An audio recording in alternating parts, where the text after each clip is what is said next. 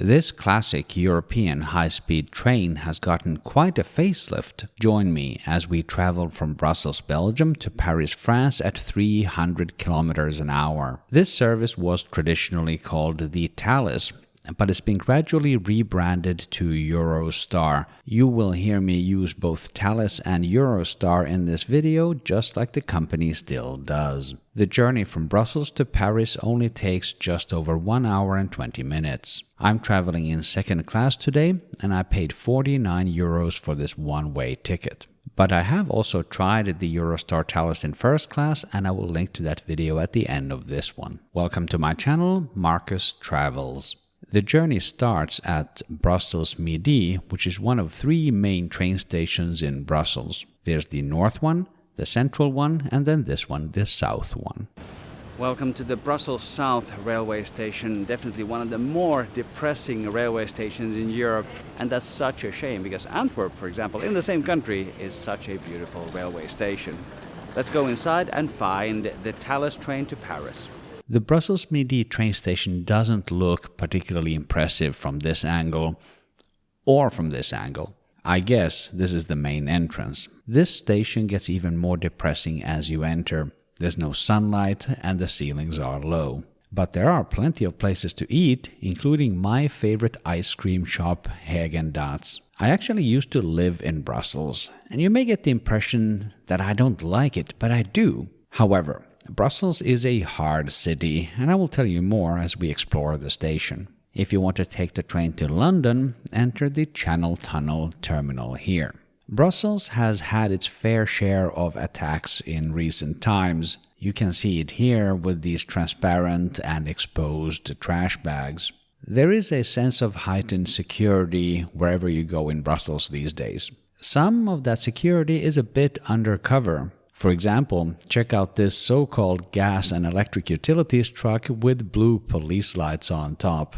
And I don't think your average fiber optics cable company needs these white blinking lights of an undercover officer. Now back to the station, check out this cozy seating among the plants. That looks pretty nice. Here we have the classic departure boards from, I don't know, the 70s.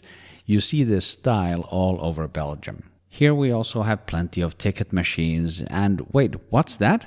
You can pedal to generate power?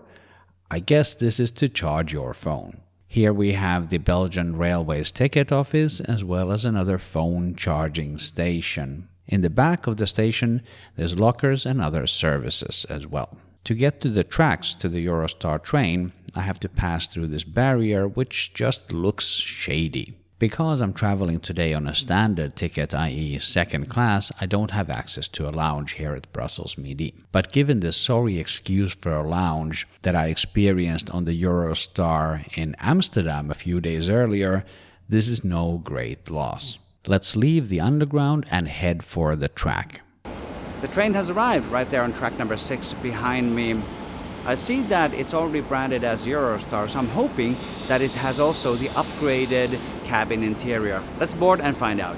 My seat is in car number 8, a second-class car on the Eurostar Thalys train. The cabin is laid out in a 2+2 seating configuration. It mostly consists of airline-style seating, but there are a few seats facing each other with a table in the middle. My seat is at the window, and just behind it is one of these badly designed coat hooks. The same bad design as we saw in first class. But some things are actually better than the old first class that I tried a few days earlier. Because today we have an updated cabin. For example, there is a small shelf where you can put your personal items, and then above that we have the big baggage shelf for your bigger bags. In front of me, I have these cup holders that are really very much better designed than the weird brace in first class. I also have both regular and USB power outlets, and there's one set for each passenger. You will see here an arrow and a trash symbol pointing down to indicate that you will find the little trash bin down here. I also have a really sturdy tray table in front of me. It comes with this elastic band for holding small items, like phones, as demonstrated by my fellow passenger later during the trip. As I sat down, I didn't have anybody sitting next to me but just before departure a gentleman showed up with some serious cold symptoms. I have a few clips of him coughing right there next to me, but I'm not going to play them. I don't want to gross you out. The armrest next to the window cannot be moved, and there is a switch for the light just below it. But the armrest in the middle can be moved up and down. The legroom in the seat is not massive, but it didn't actually bother me. This is not a very long trip, just under 90 minutes. One thing that really stands out is the sense of privacy in these seats. They are quite tall, so you don't really see anybody else in front of you. The luggage storage situation is really good. We have the baggage shelves in the cabin, plus all the space in the vestibules between the cars. And here you can still see the old Thalys logo, even though most of this train is Eurostar branded. Because I'm in second class today, there is no service at my seat. But there is a cafe car. When you enter the cafe car, you might think there is no staff here. What they do have is 2 vending machines, one for cold items and one for hot drinks. There is a menu on these tables, but it's a bit unclear who to order from. I just got myself a bottle of Pepsi Max, and there's one thing that you should know. These vending machines are clearly not designed for trains because trains shake. And when I opened my bottle, my apparently very much shaken up Pepsi Max spilled all over the place. So my recommendation is don't use these vending machines for fizzy drinks. And I cannot be the first person who's had this problem. Eurostar really should install machines in here that can handle the vibrations on a train. Other than that, the space in the cafe car is pretty nice. There's a few tables in there, these kind of leaning benches, and very nice views out the windows. The lavatory here in second class is pretty nice. It is well lit, and there are 2 big sturdy handles to hold on to. The trash bin is operated with a foot pedal, which is really nice, so you don't have to touch the lid. There is a big coat hook in here, a mirror, and the water works. In my estimation, this is a better lavatory than the one that I had in first class a few days earlier. We are nearing the end of the trip and should be arriving in Paris Gare du Nord in approximately 5 minutes' time. I will share my recommendation in just a moment. If you got value from this video, please hit the like button and consider subscribing to Markus Travels for more travel reviews. There are also other ways to support in the description below the video. Overall, I have to say that the Eurostar service from Brussels to Paris, it's nice. When this kind of train connection exists, there is no reason to fly. And cruising along at 300 kilometers an hour is just a lovely way to travel.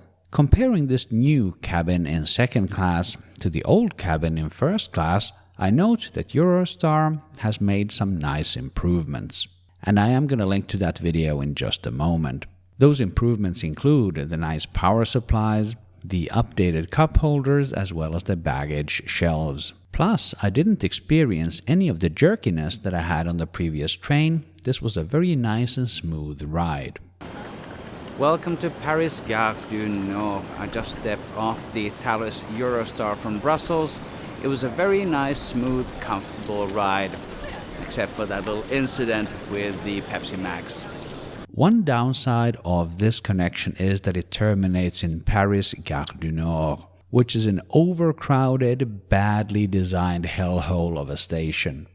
Paris Gare du Nord is such unbelievable garbage, I don't want to be here. But that's a topic for another day. Click or tap the screen right here to watch that first class Eurostar experience, where I highlight 5 areas that Eurostar needs to work on in their first class product. Thank you for watching Markus Travels today, and I will see you in the next video.